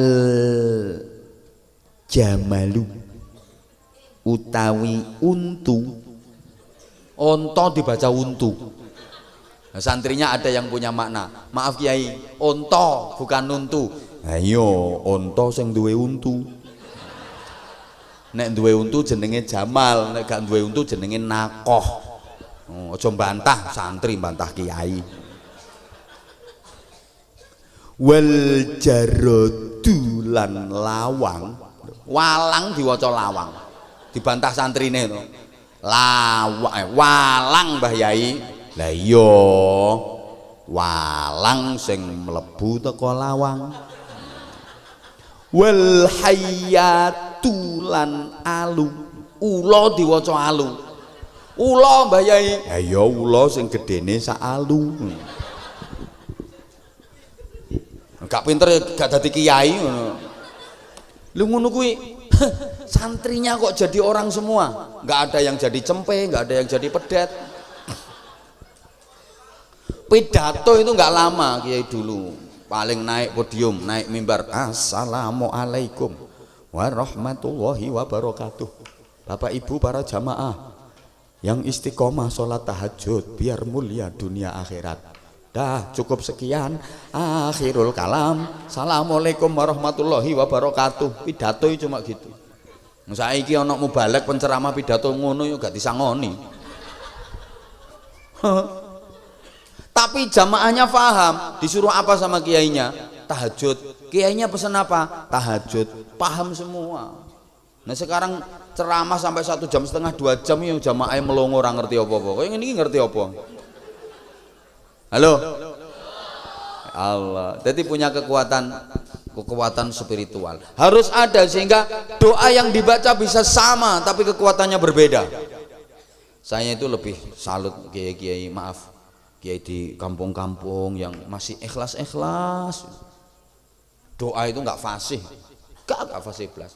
Allahumma inna nasaluka salamatan fiddin wa ngafiatan fil jasadi ngajiyatan fil ilmi wa barokatan fil rezeki tobatan qoblal maut rokamatan ngindal maut.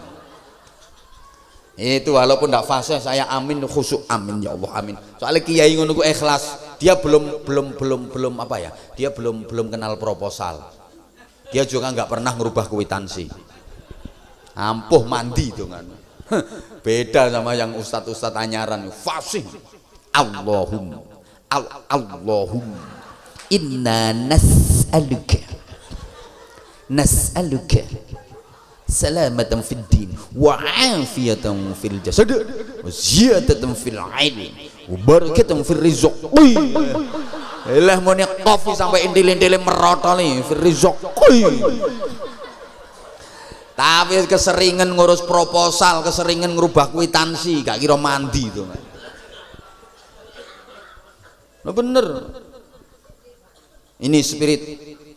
Nah yang terakhir. Kok halah-halah dibilangin. Yang terakhir. Ojo terakhir Pak. Rijalul fikr, intellectual leader. Ini mempunyai IQ. Ya. Gudangnya ilmu pengetahuan itu pondok pesantren karena sumber dari semua ilmu adalah Al-Quran. Yang punya ya umat Islam, yang punya ya pesantren. Maka pesantren ini gudangnya ilmu pengetahuan. Maaf ya saudara-saudaraku yang pinter-pinter yang bukan alumni pesantren, jangan pernah memandang rendah pesantren, jangan pernah meremehkan pesantren. Santri itu walaupun kelihatannya morot modal, walaupun kelihatannya rang romesi kayak gini, iki padahal wis macak paling apik wis.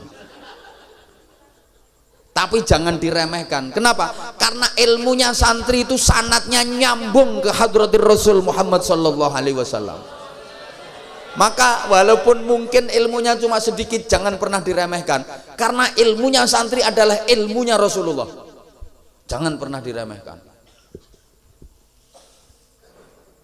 Kalau yang orang pinter-pinter itu yang nggak ada sanatnya itu mau nyari barokah sama siapa? Sana njaluk barokah nang Albert Einstein, nang gone Thomas Alva Edison ngono njaluk barokah ngono. Ya ini kelebihan pesantren yang tidak dimiliki oleh lembaga yang lain. Jangan pernah diremehkan. Saya paling tersungging Iya, pondok pesantren santri diremeh-remehno. Jangan kira kadang ngomong itu apa itu sholat subuh itu yang benar nggak pakai kunut. Ini hadisnya yang paling sahih. Itu nggak usah pakai kunut, nggak usah pakai. Jangan bilang gitu. Kita di pondok pesantren punya dalilnya sholat subuh yang tanpa kunut. Tahu dalilnya, jangan dikira kita nggak tahu. Kita tahu kok dalilnya sholat subuh nggak kunut. Kita juga tahu dalilnya sholat subuh yang pakai kunut. Dan disiplin keilmuan kita menuntut dan mengharuskan kita sholat subuhnya pakai kunut. Guru-guru kita, kiai-kiai kita, sanad keilmuan kita mengharuskan kita sholat subuhnya pakai kunut. Dan kita sangat menghargai saudara kita yang subuhnya nggak pakai kunut. Nah ini santri. Hoi. Wah itu tarawih yang benar 8 rakaat itu. Yang benar ini dasarnya inilah. Kita juga ngerti dalilnya tarawih yang 8 rakaat. Jangan dikira nggak ngerti. Pondok pesantren ini gudangnya dalil. Ngerti dalilnya tarawih 8 rakaat. Ngerti juga dalilnya tarawih 20 rakaat. Ngerti ada dalil tarawih 36 rakaat. Cuma neng kene gak payu. Loh kesuwen kabur. Kita tahu dalilnya, hanya saja disiplin keilmuan kita mengharuskan kita tarawihnya pakai 20 rakaat. Ngono lho. Santri itu dalil opo ngerti, jangan dikira ndak ngerti. Wong sholat subuh dikosor roh dalile kok. Ngono iya sing gak kena dikosori sholat maghrib. Gimana cara kosornya? Mosok sak rakaat setengah. Hoi, maka jangan dikit-dikit bitengah, bid'ah, syirik. Dikira kita nggak tahu dalilnya apa? Pondok pesantren ini gudang nih dalil. Cuma macam-macam sama santri. Duh iya. Nah makanya Imam Syafi'i terus mengklasifikasikan bid'ah itu ada bid'ah wajibah, bid'ah tapi wajib. Contoh. Bangun madrasah, bangun pesantren, iya bid'ah kabeh zaman Kanjeng Nabi. Pesantren ora model koyo ngene iki. Bid'ah tapi wajibah. Membukukan Al-Qur'an, membukukan hadis. Zaman Rasulullah nggak ada hadis dibukukan. Bid'ah itu tapi wajibah. Wajib hukumnya. Oh, jangan ini zaman Rasulullah nggak ada, bid'ah semua. Zaman Rasulullah nggak ada, bid'ah semua. Raimu yo bid'ah. Wong raimu ya gak ono zaman Rasulullah. Itu HP-mu bantingan kabeh, Kanjeng Nabi gak tahu HP-an. Itu mon Kanjeng Nabi TikTokan. Bid'ah itu semua. Gak ono zaman Kanjeng Nabi bid'ah. Ya, lihat-lihat ada bid'ah wajibah. Membukukan hadis, membukukan Al-Qur'an, membangun madrasah, itu bid'ah wajibah. Ada bid'ah yang muharramah. Bid'ah yang diharamkan. Zaman misalnya ngomong, aku ini seneng sholat, ibadah paling nikmat itu sholat. Seneng sholat ya seneng sholat. Tapi kalau setelah asar, jangan sholat ba'diyatal asar. Habis subuh, jangan sholat ba'diyah subuh. Itu bid'ah yang muharramah. Paham? Aku ini rajin puasa, suka banget, nikmat banget kalau puasa. Oke, rajin puasa ya rajin puasa. Tapi kalau hari raya, ayyamut tasyrik, jangan puasa. Kesregepen kuwi jenenge. Itu bid'ah muharramah. Ada bid'ah yang makruhah, bid'ah yang dimakruhkan. Bangun masjid dikasih ukir-ukiran indah, bagus ukirannya, sampai mengganggu kekhusyuannya jamaah. Itu bid'ah makruhah, sampai mengganggu khusyuknya jamaah. Ya, baju yang aneh-aneh jangan dipakai sholat jamaah, mengganggu konsentrasi ini makmum yang di belakangnya. Gitu loh.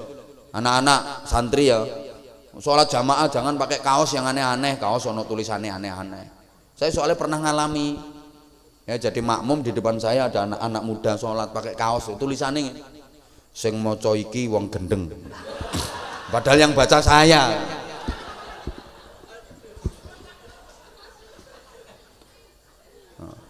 Jadi ini udah jam 11.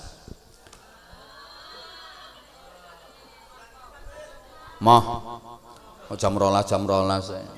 Dah matur suwun. Matur suwun semuanya dan terima kasih juga Kiai. Saya sekalian mohon izin, mohon doa, mohon pamit, saya mau melanjutkan perjalanan. Saya ada hadiah sarung 5 buah sarung untuk santri. Ntar ya.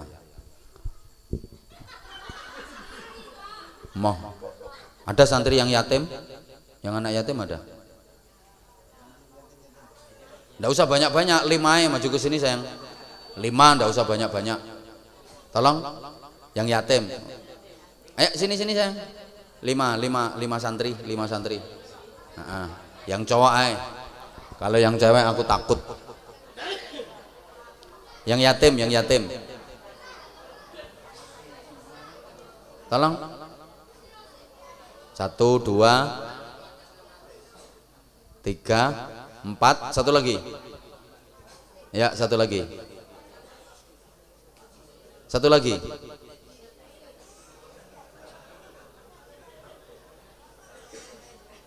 Satu lagi. Nah. 1, 2, 3, 4. Udah 5 nggih? Ya. Sini sayang. Sini. Mic. Berdiri nggak apa-apa berdiri. Oh ada kiainya ya. 1, 2, 3. Naik semua. Nggih. 1, 2, 3, 4. Naik sini. 1, 2, 3, 4. 5 alhamdulillah. Oh mantap. 1, 2, 3, 4. Kurang 1. Ayo sini sayang.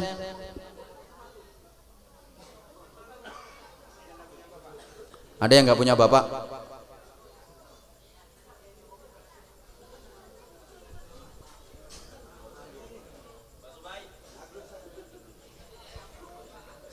Sini sayang.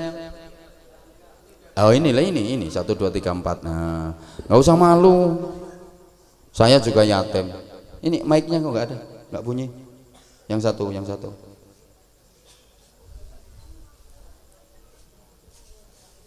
Oh nggak bisa. Halo.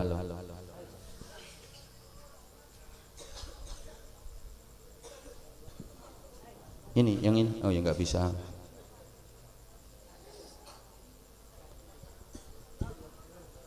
Nggak bisa mas. Halo. Mikir.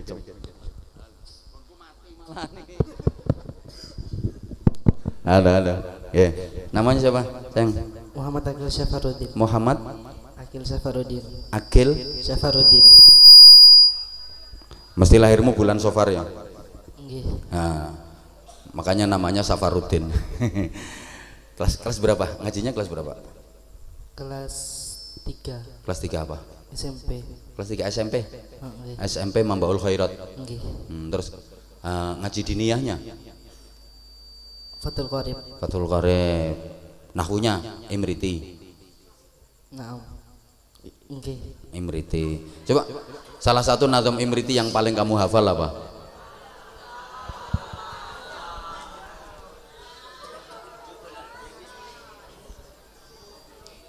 Dulu nggak hafal, sekarang lupa. Coba.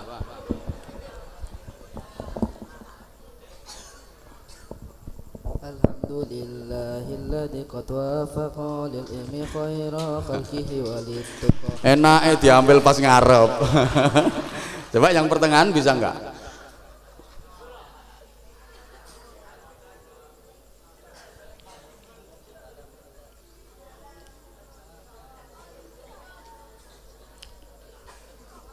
Mubtada'un Zaidun wa Azirun khabar.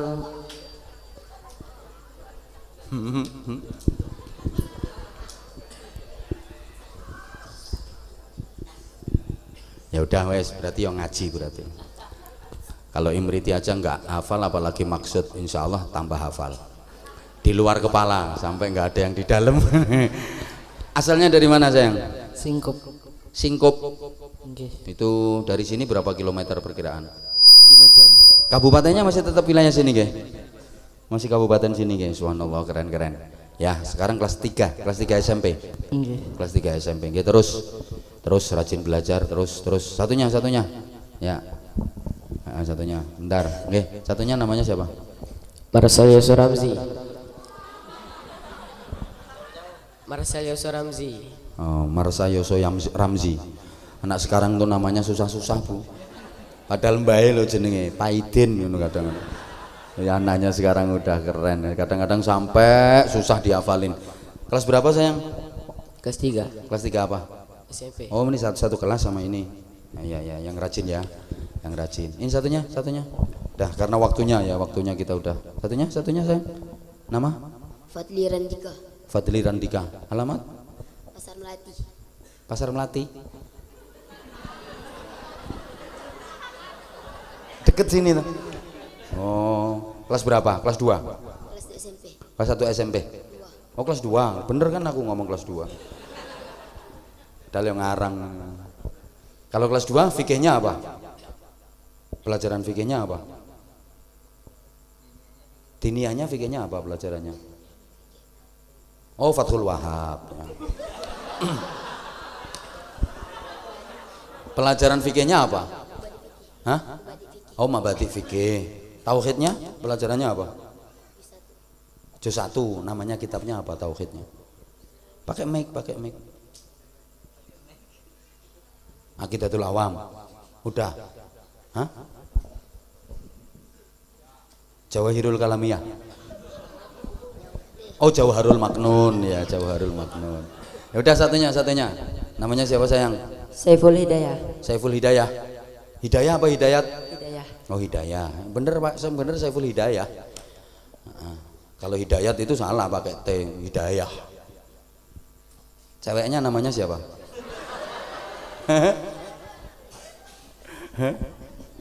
Udah. Kelas berapa sayang? Kelas 2 Kelas 2 sama, kelas 2 SMP. Alhamdulillah. Ini satunya. Wes. Satu. Orang Melayu. Kelas berapa? 2 SMP. Dah pokoknya aku doain anak-anak semuanya mudah-mudahan bisa istiqomah mondoknya, taat, takdim sama kiainya. Itu kunci keberkahan anak-anak. Itu enggak ada. Taat, takdim sama kiainya, terus mudah-mudahan semuanya ilmunya manfaat, maslahah dan barokah.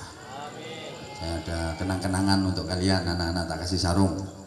Ya, ini sarungnya mangga. Ini motifnya kembang Nusantara. Sponsor. Oh, keren. Ya ini sarungnya. Ayo anak. Ayo, tak kasih sarung satu-satu. Nah, sama tak kasih duit kayak jimat ya. Tapi saya ngasih duitnya nggak banyak, cuma 100.000. Ini, ayo berdiri nggak apa-apa sayang, berdiri. Nah ini sarungnya cap mangga. Yuk, sama tak kasih duit 100.000. Bismillah. Mudah-mudahan berkah ya, berkah anak-anak ya. Ayo satunya. Mangga, kembang Nusantara motifnya. Sama tak kasih duit 100.000. Ya. Oke, matur suwun sayang ya. Ini sayangnya. Soalnya waktunya udah mepet malam. Saya sebenarnya kepingin ngomong banyak sama kamu. Mau tak tanya, ibumu masih muda apa udah tua? Ibunya umurnya berapa? 53. Gak ngangkat. Oh berarti bagiannya Yai Abdullah yang lalu 53. Mangga Yai Fadal. Kangguin panjenengan. Kinten kula lo ngangkat ya. Ayo sayang.